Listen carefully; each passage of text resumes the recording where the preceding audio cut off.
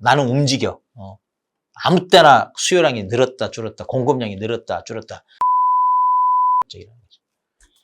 그래서 허리로 쳐도 확 이렇게 90도로 굽어 있는 게 빳빳하게 서 있다.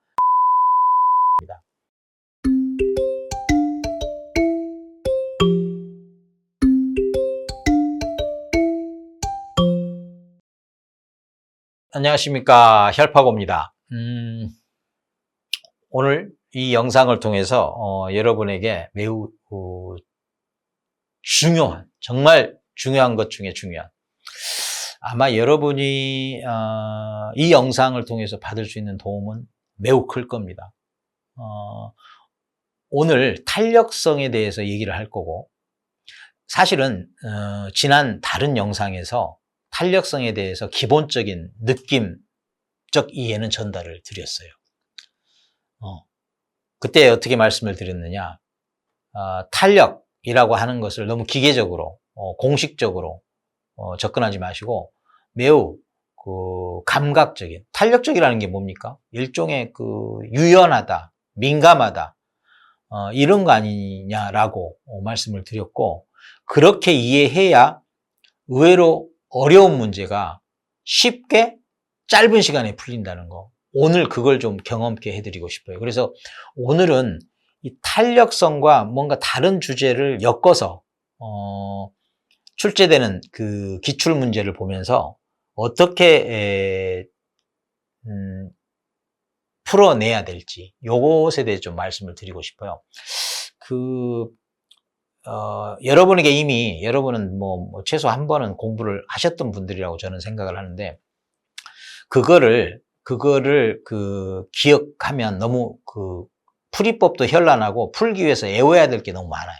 그것 자체가 잘 이해가 안 되고, 그러다 보니까 애워야 되고, 시험에 나오면 애운 걸 동원해서 답을 맞추려고 하는데, 사실은 소위 삑살이라고 그러죠.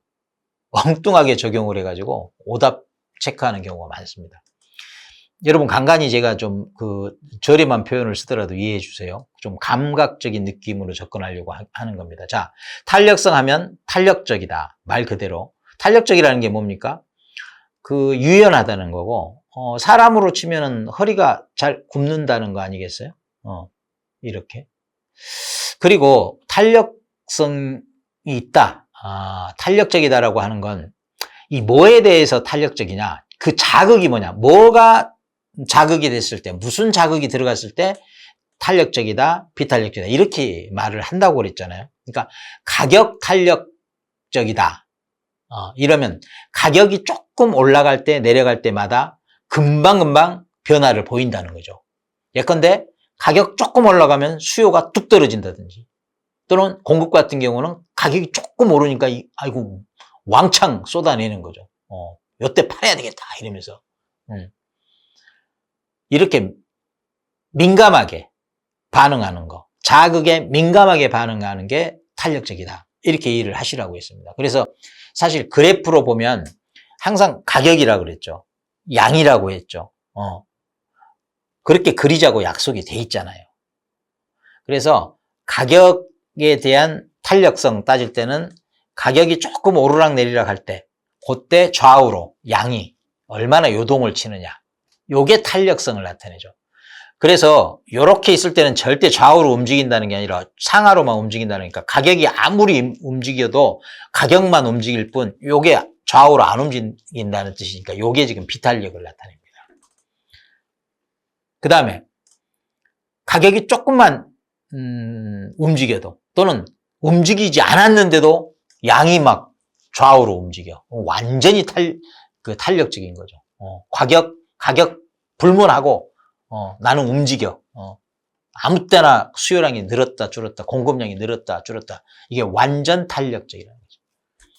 그래서 허리로 쳐도 확 이렇게 90도로 굽어 있는 게 완전 탄력적인 거고, 빳빳하게 서 있다, 이런 비탄력적인 겁니다.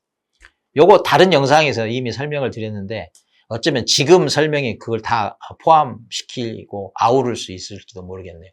여기까지. 자, 방금 수요 공급 곡선은 여러분 보기에 요게 가격이고 요게 양을 나타낸다. 자, 가격은 상하, 양은 좌우. 시험에서 짧은 시간에 문제를 풀려면 시험 준비를 위한 이 시간을 길게 잡아야 돼요. 요거 꼭 이해하셔야 마음의 불편함, 심리적 강박 이런 게 사라지는 겁니다.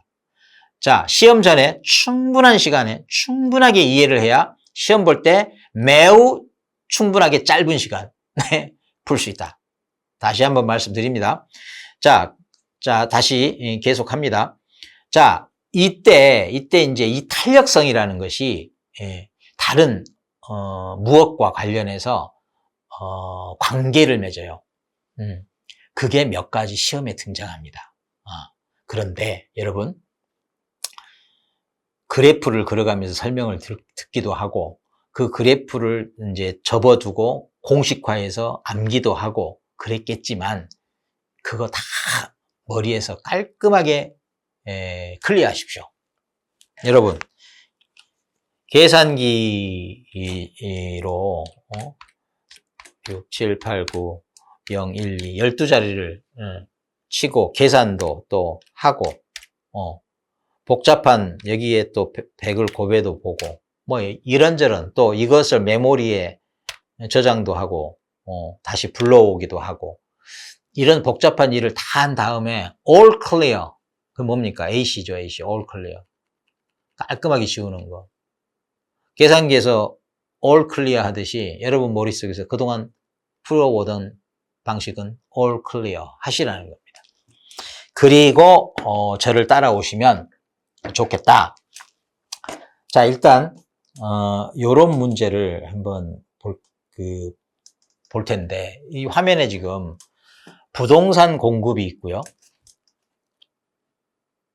잠시만요. 자, 여기 부동산 공급이 있고 공급 곡선 나오고요. 틀린 거 고르라는 것인데 항상 그렇게 말씀드렸죠. 이 단서는 딴 생각하지 말고 그냥 주어진 것만 생각하라 이런 뜻이에요. 자, 여기 이제 1번 지문 같은 경우 보면요. 부동산 수요가 증가한다 이렇게 돼 있어요. 부동산 수요가 증가한다. 그런데 부동산 공급 곡선이 수요가 증가하는데 공급 곡선이 탄력적이다 이렇게 돼 있어요. 그러면 가격이 어떻게 되겠냐? 이 관계들이죠. 자, 여러분 여기서 이제 한 가지 말씀드릴게요. 자, 수요가 있고 자, 수요가 있고 공급이 있어요. 그리고 각각이 갖는 탄력성이 있어요. 각각이 갖는 탄력성. 그리고 이 둘이 결합해서 뭐가 형성이 되느냐? 가격이라는 게 형성이 되고 이때 수요가 공급이 균형을 이루어서 결정이 되기 때문에 균형 가격이라고 하고 또 그 균형을 이룰 때의 량을 균형량이라고 합니다. 균형 가격 또는 균형량. 요 흐름은 이미 알고 계실 거 아닙니까? 그런데 이 둘, 수요와 공급이 만나야 둘의 작용 또는 힘, 또는 그 힘 중에 가장 대표적인 게 탄력성인 겁니다. 힘 중에 가장 대표적인 탄력성을 가지고 이 둘이 어떻게 만났을 때 이 탄력성에 따라서 어떻게 서로 간의 관계를 맺는지, 영향을 주고받는지, 이걸 지금 묻는 거예요. 그런데 이거를 여러분이 판단을 할 때 가장 기본적인 거, 수요와 공급의 이 둘의 만남은요, 물과 불의 만남이라고 해야 되나? 네. 또, 가격과 갖는 관계도 반대잖아요. 가격이 오르면 수요는 떨어지잖아요. 공급량은 어떻게 돼요? 늘어나잖아요. 그러니까 수요와 공급 사이에 여러분 상식으로 생각해 보세요. 그 찾는 사람이 많아. 수요가 많으면 가격은 어떻게 돼요? 오르잖아요. 근데 공급이 많아져 버리면 넘치니까 희소성이 사라지는 거 아니에요. 그래서 적은 돈으로도 살 수 있어서 가격이 떨어지게 되죠. 요건 이미 여러분이 몸으로 느끼고 체험하고 있는 거 아닙니까? 그래서 이 수요와 공급은 서로 물과 불의 만남 같은 거예요. 수요가 확 늘 때, 이 수요가 늘 때 불이 확 붙었는데, 그럼 수요가 늘면 가격이 올라가야 되잖아요. 근데 공급이 와서 확 뿌려버려. 물 뿌리듯이. 확 식어버리겠죠. 그러니까 수요가 끌어올리려고 하는 가격을 어떻게 해요? 공급이 확 물을 뿌려서 주저앉혀버리는 거예요. 약화시켜버리는 거예요. 요 느낌을 갖고 계시면 복잡한 공식을 외울 필요가 없다는 겁니다. 너무 그 상식적이어서 그것에 근거해도 충분히 문제가 풀리고 그래야 흔들림 없이 빠른 시간에 정확하게 문제를 풀어낼 수 있다는 거예요.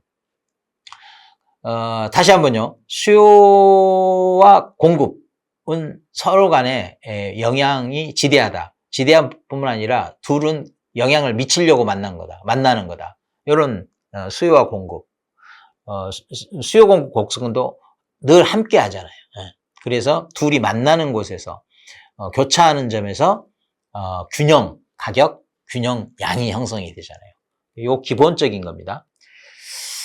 자, 그러면 이 문제로 다시 돌아가면요. 자, 보세요. 수요가 증가하면요. 자, 어떻게 된다고 그랬어요? 찾는 사람이 많아. 그럼 어떻게? 가격이 올라가겠죠. 가격은 뛰게 돼 있어, 일단은. 그런데 공급 곡선이 탄력적이야. 공급이 탄력적이라는 건 뭡니까? 또는 공급 곡선이 탄력적이라는 건 뭐예요? 언제라도 쏟아낼 수 있다는 거 아니에요? 언제라도 시장에 내보낼 수 있다는 거 아니에요? 탄력적이에요. 비탄력적이라는 건 둔감하다는 것이고 묵묵부답, 수요가 늘거나 말거나 가만히 있다는 거 아니에요? 조금 내보내도 더디게, 무디게 이렇게 하는 거니까 자, 느낌 받아보세요. 수요가 증가해. 그런데 공급도 탄력적이니까 확 뛰쳐나와. 요 느낌이에요. 자, 그러면 어떻게 됐어요? 수요가 증가하면 가격도 증가하는데 공급이 확 그거를 주저앉히잖아.